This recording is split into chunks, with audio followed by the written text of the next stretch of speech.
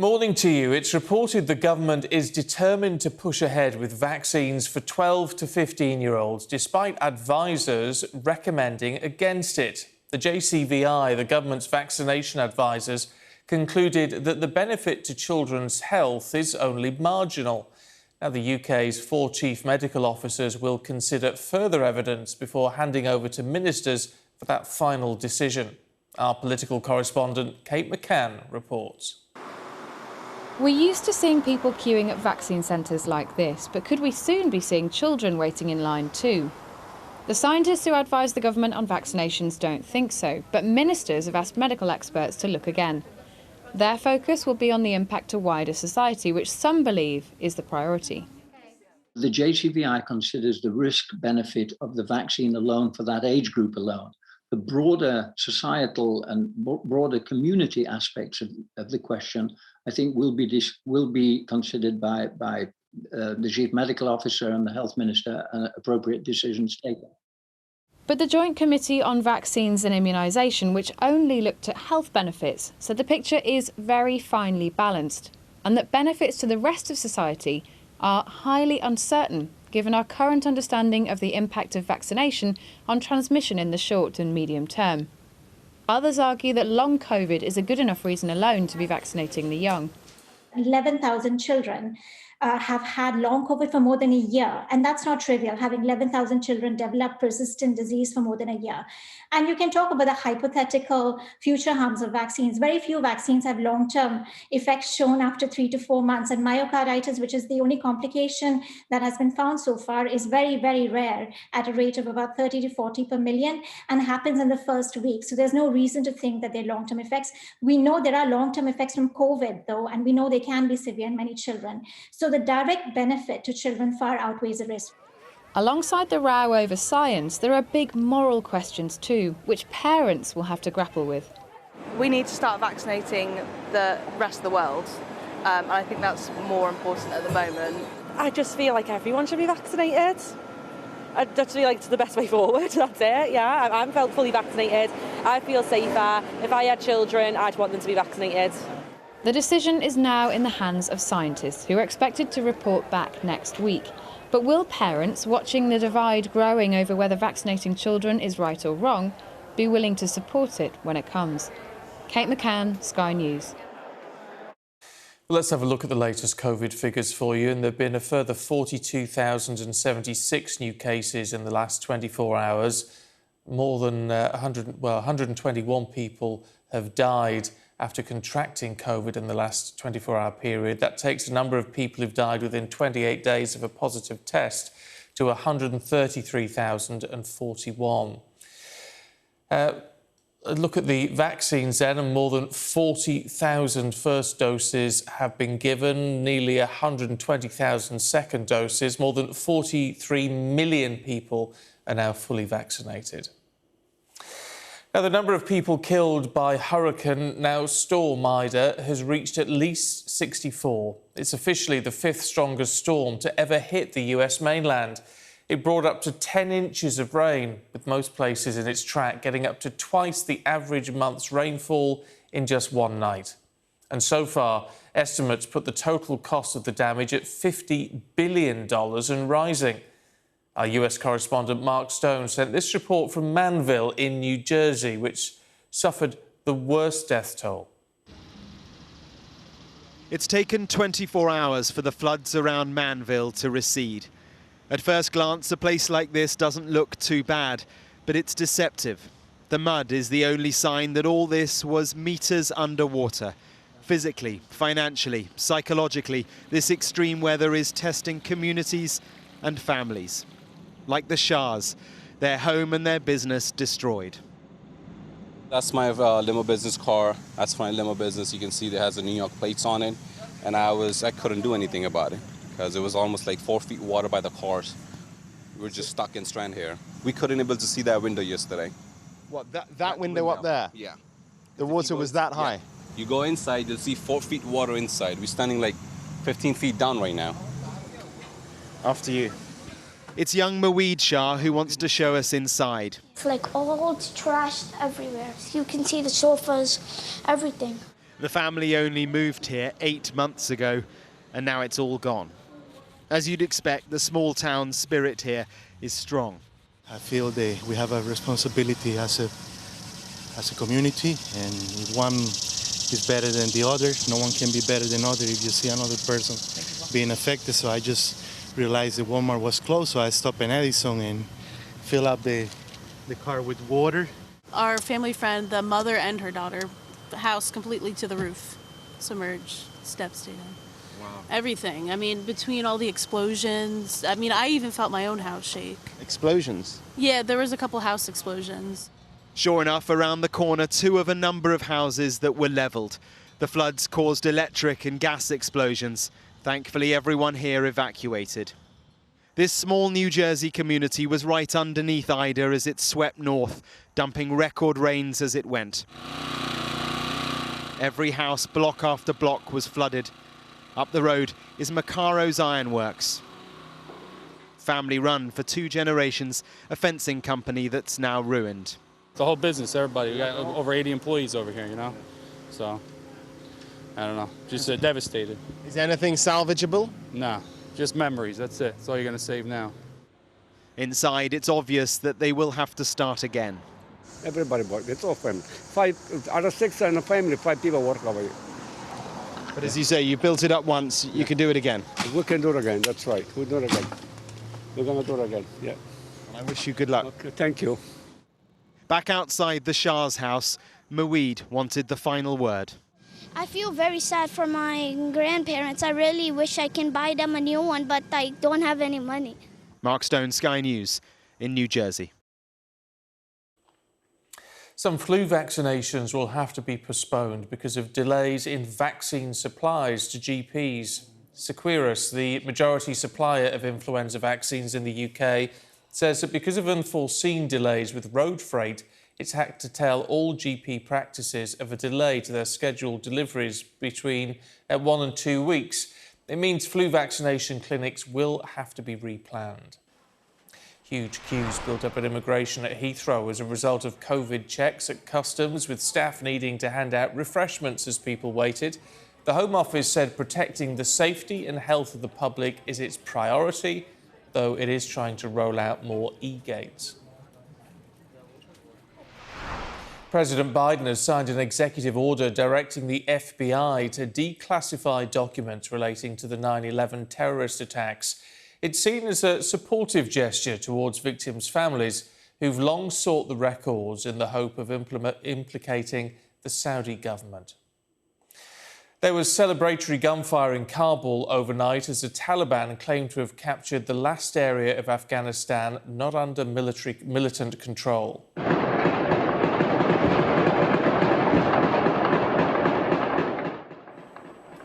Panjshir Valley, north of Kabul, has been the centre of opposition to the Taliban and has been fiercely contested over the last week. But the National Resistance Front, who are defending the region, have denied they've lost control. Several people were reported killed by that celebratory gunfire. New Zealand's Prime Minister Jacinda Ardern has called for a period of national unity in the aftermath of a mass stabbing at a supermarket in Auckland. 7 people were injured, 3 of them critical. We have it within our powers to ensure that the actions of an individual do not create a knock-on of hate, judgment and vitriol. I know, New Zealand, you'll be kind. Please wrap your arms around all of our victims, those of yesterday and those of the past. Well, more details have emerged about the attacker. Let's get the latest now from Logan Church of TVNZ. We now know the man arrived in New Zealand from Sri Lanka on a student visa in 2011. He was 22 years old, and at the time there was no indication that he had any violent ideas. But that changed in 2016 following a series of alarming social media posts, which were immediately red flagged by the authorities here. He was eventually arrested at Auckland International Airport, thought to be bound for Syria, and over the following years faced a myriad of charges and spent 3 years in custody. But it got to the point where there was no legal option to keep him in prison any longer, and in July he was released. Then the police monitoring began, round-the-clock 24-hour surveillance. Officers were shadowing him as he went on his normal shop here at the Countdown, shopping as normal for 10 minutes before pulling a knife from the shelf and starting his attack. 7 people in total were caught up in this. 3 are in a critical condition in hospital. Almost 9 in 10 teachers say they've experienced a death in their school community, a figure worsened by the pandemic. Yet only a small number of them have had bereavement training to help them help their pupils. Ashna Hurinag reports. 19 roses have been planted in this memorial garden over the past year. Each one marks the death of a parent or carer of a child at this school. All died with COVID-19. But how do you support children through such grief when you're their teacher? The child's not expecting you to have all the answers. What they expect is for you to continue being you. Sometimes they want just the academic lessons to continue, but on other occasions they just want you to be able to smile at them, say the right word, or show them or inform them who they can speak to. It's a skill set not everyone is armed with. Child bereavement training is optional for teachers. Many are relying upon intuition rather than instruction. But plenty believe the latter is a must. Bereavement is part of life. When we work with children, we work with the whole person. And we are living in a society now where things are changing all the time.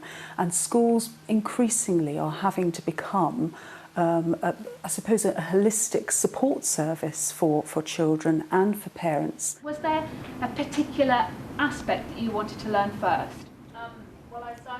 It's a lesson St Mary's University in West London believes is worth having. These trainee teachers are a week into the new term, but soon will learn how to support children through loss. They're looking at things around the language we use to talk about death. People are incredibly awkward about talking about death, don't know what to say, so therefore don't say anything, which actually is probably the worst thing you can do in most cases. So things around the language, strategies and ideas for helping a young person be able themselves to verbalise what they're feeling. For new teachers to have a real sense around those pastoral responsibilities, I think is absolutely crucial. The university is offering the training to existing teachers too. Many want this bereavement support to be mandatory to help children who seek solace find it in those they respect. Ashna Hurinag, Sky News. Well, let's talk to the Associate Director of Winston's Wish, Susanna Phillips. Good morning to you. I mean, why is bereavement training important when I guess a lot of people would say, and especially teachers who are clearly used to dealing with children, that perhaps they can handle it in a more intuitive way? Good morning. I think, at Winston's Wish, we've always recognised the importance of the role that teachers and other school staff members play in supporting bereaved children. And we've offered training for almost 30 years in this area. We know that almost one child in every class is likely to experience the death of a parent or a sibling. So it's something that teachers are very likely to encounter throughout their careers. Since the pandemic hit, we've seen an increase of about 329% in the number of professionals completing our training. There's a real need out there for this knowledge. And you're right, some of it can be intuitive, but some research that we commissioned in 2019 from the University of Cambridge really highlighted that although schools see this as a high priority, teachers often don't feel that they have the right skill set to be able to start those difficult conversations with children and young people, and to know what to do for the best in that really tricky time. Is there a benefit to these situations being dealt with in school rather than being dealt with by an outside counsellor, or is this a sense that it's how you deal with a child on an ongoing basis? For children, grief is very much an ongoing process. We often talk about it as children moving in and out of their grief. So on some days, they will need a lot of support, and on other days, they may need less so. And of course, as they grow and develop and move through their school life and into their adult life, they will understand their loss in a different way and will need a different level of support. So as we were just hearing from Louise, the holistic approach is really, really important, and support for children not only comes from family, friends and their wider community, but school and, when needed, organisations such as Winston's Wish or others as well are really, really important. I guess there's a real question as to what happens if a child doesn't get the right level of support in schools. I mean, presumably it's got the potential to have a very big impact on their education, what they're actually taking in, even if they go to school at all. Absolutely, and lots of children receive really, really good levels of support and are able to process their grief and understand what has happened. But for those children that don't get the right support at the right time, whether that's from school or from other people, depending on their needs, it can lead to further difficulties. It can complicate their grief. It can sometimes lead to mental health difficulties. It can impact on attendance at school and also attainment at school as well. Look, Susanna, we appreciate your time this morning. Thank you. Thank you. Hugely difficult. I mean, imagine children going through that. It's a pretty dreadful thing. And as you say, a huge increase at the moment because of the pandemic. OK, let's have a look at some of the other headlines for you this morning. And one of the UK's largest trade unions is warning the government of a widespread closure of care homes unless it scraps its no jab, no job law in England. Unisys says the mandatory vaccination rule is pushing thousands of workers to the brink of quitting. September the 16th is the deadline for care workers to get their first vaccination or risk losing their jobs. Labour's urging the government to appoint a minister specifically to tackle the issue of staff and goods shortages affecting the UK. The party says the UK's economic recovery is at risk because of supply chain issues. Britain's energy regulator says it should be easier and cheaper to make large electric car charging sites to help speed up the transition to electric vehicles. Ofgem wants to scrap connection charges for the sites to link up to their local grid. Time for the weather.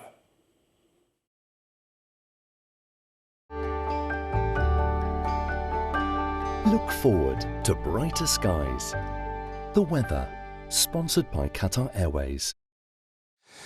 So for most of us, dry if a bit cloudy today. Best of the sunshine in the south. It should be a bit warmer next week. That's the good news. So cloudy this morning, thick enough for the odd spot of drizzle in places. Mist or fog patches in the southwest should clear throughout the course of the morning.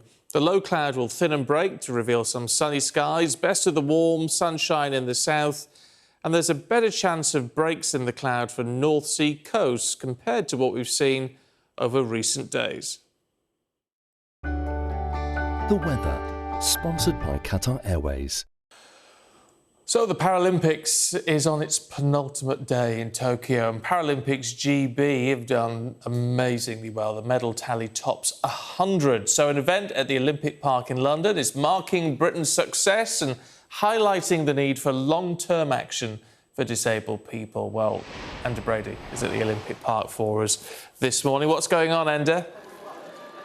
Yeah, lots, Stephen. Busy here. People have been here for a couple of hours already. This is a parasports event. You can see everyone just kind of having a go behind me, joining in. Let's bring in Ellen Buttrick, who has just got home from Tokyo. You can see around her neck she has a gold medal in the rowing. Ellen, just tell me, what was the whole Tokyo experience like from your perspective? You're a rower, you've smashed everything, you've come home with gold. What was it like? It was a phenomenal experience, actually, to be out there and to be there with the team and to be part of such a large multi-sport team. And then I was worried when we got there that people wouldn't be very welcoming, but the Japanese public just embraced us so much. We had people with GB flags waving us every time we went anywhere on the minibus. And it was just amazing to get out there. You're a visually impaired rower. Just tell us a bit about your backstory. Tell our viewers what happened to you at the age of 19. You're 26 now. What happened when you were 19? Yeah, so I was inspired to take up rowing in 2012 when it was the London Olympics. And then 2 years after that, I was diagnosed with a sight impairment called Stargardt's disease. And the first thing I said was, does this mean I can row at a Paralympics? People think I'm making this up, but it actually was. And the doctors couldn't believe that that was my only question. But I thought, well, what's the point in being upset about it? I can just look at the opportunity, and this is the opportunity. Maybe I could row for Great Britain. And yeah, I truly believed that I could do it. And now, 7 years later, I've worked quite hard, and I've got there, and I've got the gold medal. I'm very proud to have represented the country. Talk me through the Paralympic spirit. I mean, we see you guys and girls on TV competing. How much hard work has gone into just getting there in a pandemic? A lot of hard work, and it's thanks to the support staff really, and to the National Lottery especially for supporting us in our preparation. I think a year ago when the games were postponed, we were worried. We were like, well, maybe people won't want us to go anymore. Maybe we need to do other things. And then the support of them has meant that we were able to train throughout, and we've been able to go to Tokyo and perform. And we weren't sure how the rest of the world would cope and how we'd be in the race, whether they'd be faster than us because maybe they'd coped a bit better than Great Britain did. But I think we did very well, and in the rowing especially, we got 2 gold medals, so we're very proud of that. You're based in Henley-on-Thames in Oxfordshire, so maybe a bit of rest time now, and then what's next? Obviously Paris in 3 years' time? Yeah, I do really hope to go to Paris. I've got a few weeks off, and then I'm starting a master's actually in London. So my lecturer sent me an email saying well done, and I'd not even told them I was a rower, so my secret is out. So I need to get ready for that. But back to your studies. Yeah, back to studies. But yeah, it's just been nice to be down here today and sharing the success with the young people and showing them that they can achieve anything they want to. Fantastic, Ellen. Ellen Buttrick, gold medalist from Paralympics GB in Tokyo, just home. Congratulations on the gold, Ellen. Thanks for your time today. So today is the penultimate day in Tokyo. It all ends tomorrow, but this has been such a success story for Paralympics GB. Medal after medal, and truly inspirational stories, as you can see. Ellen, we'll just leave you with a shot of a gold medal just back from Japan. Oh, fantastic stuff. And a thank you. Look at those nails as well. Love it. Now, members of the RAF's transport fleet have been talking about the pressures they've faced and the pride they felt in their role evacuating thousands of Afghans from Kabul as the Taliban encircled the airport. They've been describing the utter chaos on the ground and having to dodge mortar fire, people on the runway and even a bus. Our Security and Defence editor Deborah Haynes reports. It was a mission like no other. Thousands of Afghans escaped their country crammed into the back of military planes. Terrified, tired, and at times travel sick. For the aircrew, it was a humbling and harrowing experience. The conditions were stark. You know, when you look down the back, you've got anxious faces. You had some people who didn't think they were going to leave Afghanistan. So when they got on board the aeroplane, the relief led to some spontaneous reactions, like we had one lady who's spontaneously vomiting continuously all over the aeroplane because she'd lost her husband the day before and she didn't know what was going to happen. C-17s like this one were able to cram in more than 400 people at a time strapped to the floor, many of them children. They kept flying even after a suicide bomb attack outside Kabul airport left dozens dead. In the chaos that followed, this pilot narrowly avoided an even deadlier disaster when a bus carrying evacuees turned into his path on the runway as he was trying to take off. We were about 95 knots and they were about 1,000 feet ahead of us, and we realised that we wouldn't have been able to reject the takeoff because if I tried to reject, then I would have basically cleaned up the bus and taken out the bus, and that doesn't really bear thinking about. So I had to continue the takeoff. We got airborne and we just missed the bus by probably about 10, 15 feet. It's one of many tales of courage starting to emerge from the 2-week evacuation mission. The Royal Air Force's transport fleet played a vital role in flying families to safety. One of its aircraft tried to land on the day after Kabul fell to the Taliban. The pilot saw the airfield overrun with frantic Afghans clinging to planes on the ground. We couldn't see the runway till about 2 miles out, and it it all looked clear, and then at about 100 feet, a civilian vehicle drove across the runway, hotly pursued by 3 military vehicles. So we had to necessitate a go-around, and on the go-around we could see the airfield was completely overrun. There was people on the taxiways, people on the southern apron. The civilian airliners that were already parked there were completely covered in people with them on the wings, clambering all over the top of them. It was just utter chaos. And did you see that American plane that was trying to take off? That was on the ground when we were there. We obviously didn't make it down on the ground. Another pilot revealed how the airport had come under mortar fire a day earlier. The US Marines in the tower called incoming and base under attack. We had some rounds impacting the ground around our aircraft while we howled short of the runway. And I recall an American helicopter pilot calling mortars inbound, and he flew off to have a look at the mortar tube. No British aircraft were damaged during the evacuation mission, and everyone returned safely, proud to have played their part, albeit a role, in Britain's Afghan retreat. Deborah Haynes, Sky News. This is Sky News Breakfast. Let's have a look at the weather for you.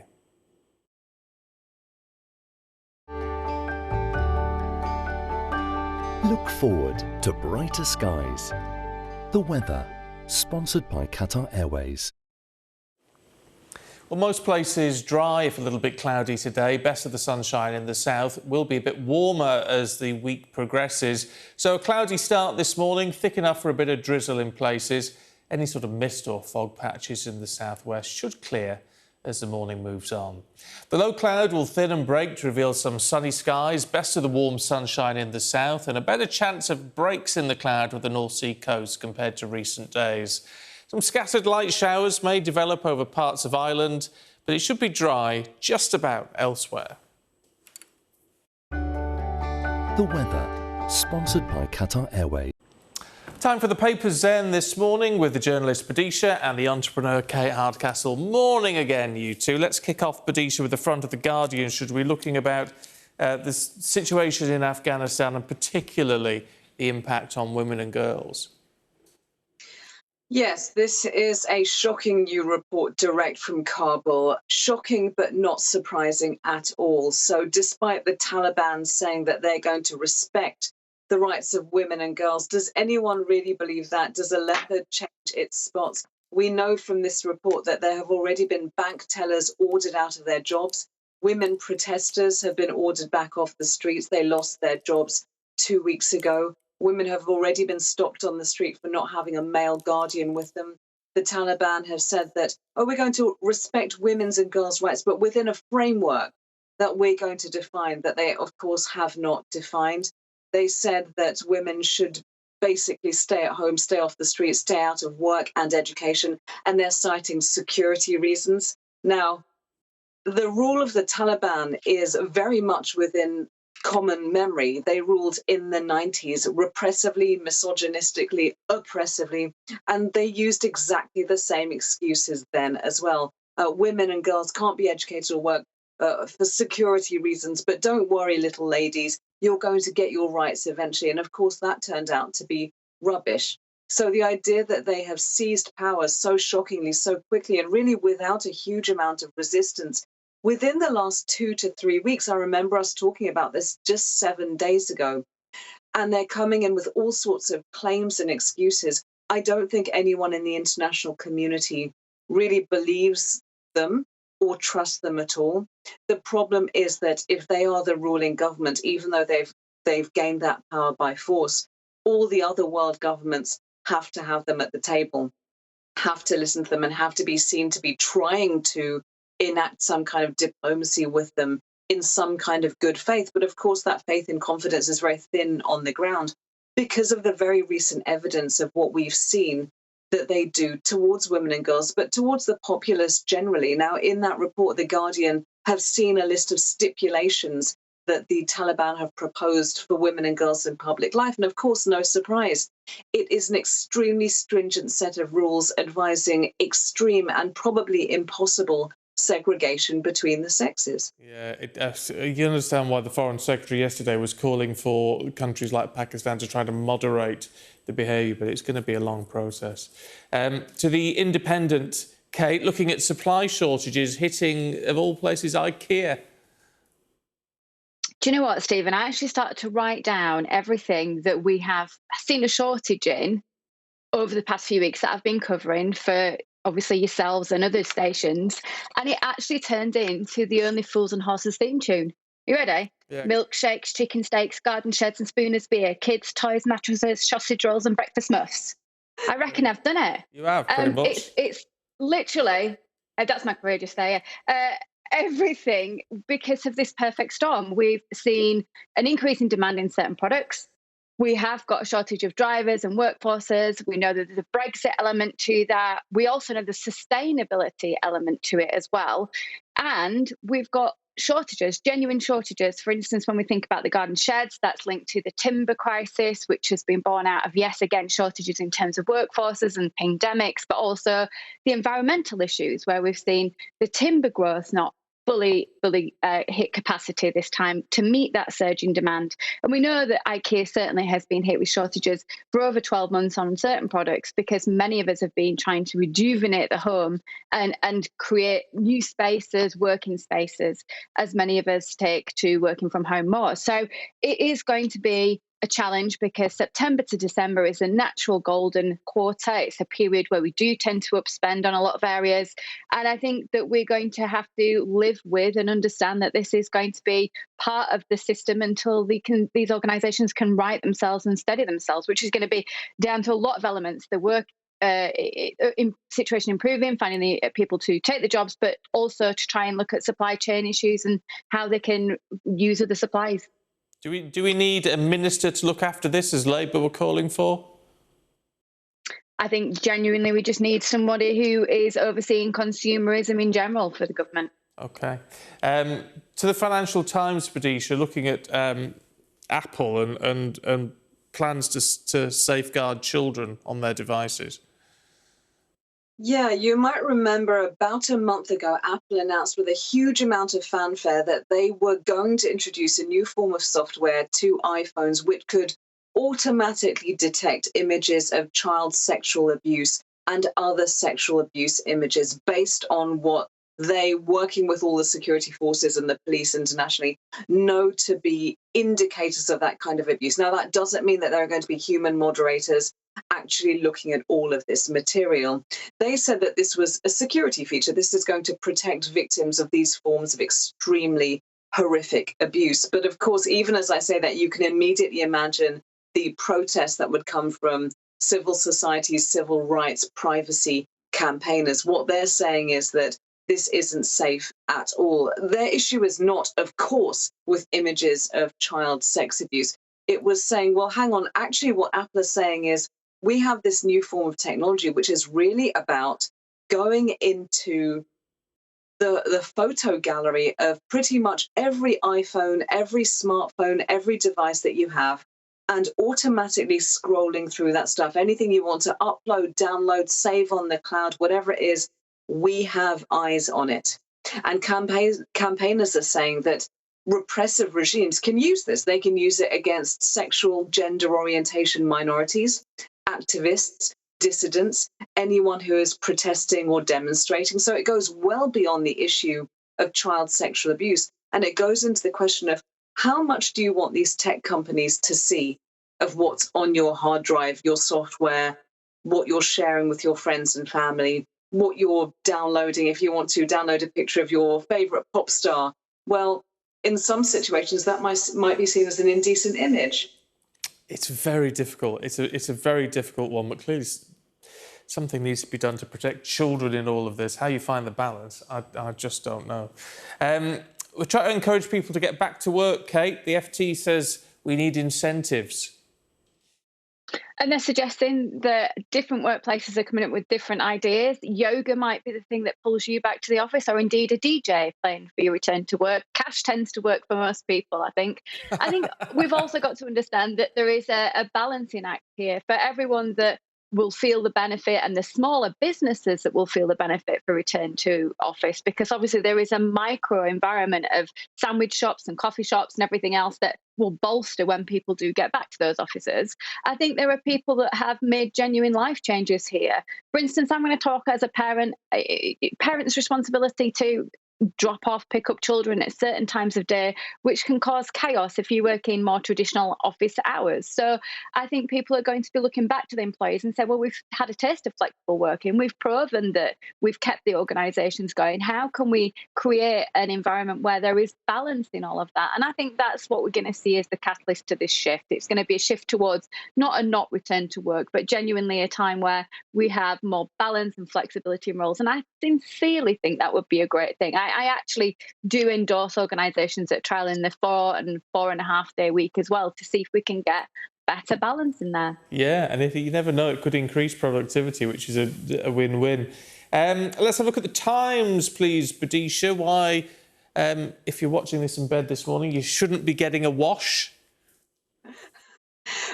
Right, so apparently we're all just a little bit too clean. I think that we all look pretty immaculate, not too whiffy, but of course maybe that's one of the benefits of working from home. You don't get to smell your peers and colleagues. But this is an article about how we can be a bit more eco-friendly.